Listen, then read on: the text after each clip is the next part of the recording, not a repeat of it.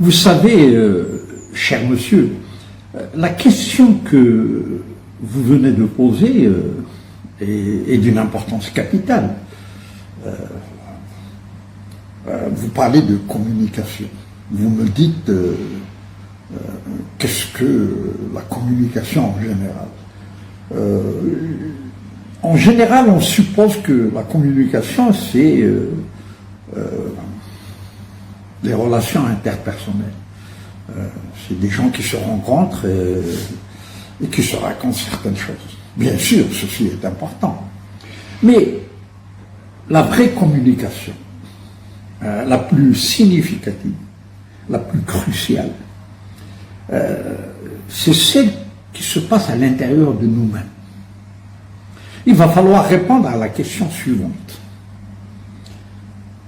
Que nous racontons-nous du matin au soir? Qu'est-ce que je me raconte du matin au soir? Ce que je me raconte du matin au soir va faire de moi une réussite ou un échec. Ce que je me raconte du matin au soir va me mener vers le bonheur ou vers la discorde, vers le malheur. Ce que je me raconte du matin au soir fera de moi quelqu'un de positif, qui puisse apporter quelque chose de significatif à l'humanité, ou alors, ce que je me raconte peut faire de moi quelqu'un de très négatif qui ne puisse rien apporter aux autres.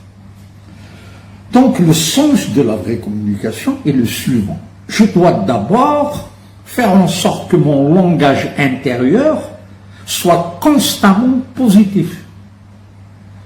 Constamment positif. Constamment positif. C'est très important.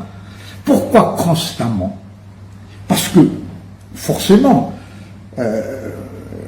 mes démons, mes forces négatives, celles qui m'habitent, vont tout le temps essayer de créer une certaine discorde, vont tout le temps essayer de faire certaines suggestions négatives. Et c'est là que je dois faire attention. Car il s'agit de mon temple sacré. Il s'agit de ma tête, il s'agit de mon cerveau. Il est donc de mon devoir de le contrôler de la manière la plus disciplinée qui soit. C'est-à-dire, je ne dois pas me dire je suis incapable de faire ceci ou de faire cela. Je dois par contre me dire je suis capable de tout faire. Et à partir de cette attitude mentale positive, j'avance et tout en avançant, j'apprendrai. Et même si je viens de déclarer que je peux tout faire, et même si la chose que je dois faire me semble difficile, je ferai en sorte qu'elle redevienne de plus en plus facile. Pourquoi? Tout en avançant, j'apprendrai. Tout en avançant, je demanderai conseil. Tout en avançant, je me renseignerai. Donc je n'ai pas le droit de dire je ne sais pas. Je n'ai pas le droit de dire je ne peux pas. Je n'ai pas le droit de dire je ne suis pas à la hauteur. Je dois absolument me dire à l'intérieur de moi-même, je suis à la hauteur. Même si je ne le suis pas, car en me disant que je suis à la hauteur, je le deviendrai graduellement. Et c'est ça qui est important. Donc la vraie communication, pour vous répondre, cher monsieur, parce que c'est une question cruciale dans le développement personnel. La vraie communication est d'abord en nous-mêmes, à travers ce langage intérieur que nous tenons chaque seconde, de chaque minute, de chaque heure de la journée. Faisons en sorte que ce que nous disons est constamment positif. Ceci est très important. C'est un peu l'attitude mentale positive que nous avions évoquée la semaine passée. L'attitude mentale positive. L'attitude mentale positive commence d'abord en nous-mêmes. Avant de les voir positivement à l'extérieur, je dois les voir positivement à l'intérieur. Je dois être convaincu qu'elles sont positives pour qu'elles le deviennent. Car tout ce que j'inscris dans ma tête s'inscrira d'une manière inévitable à l'extérieur.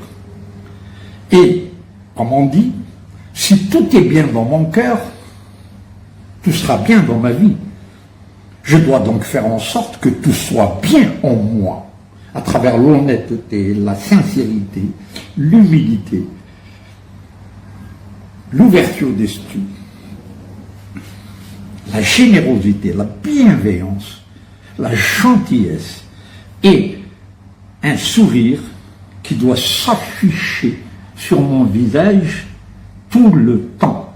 Mais je parle bien sûr du sourire du cœur, pas de celui des dents. À bon entendeur, mesdames et messieurs, à bon entendeur, cher monsieur, qui me posait très souvent de très très belles questions, à bon entendeur, je vous aime, je vous respecte et je vous souhaite le meilleur.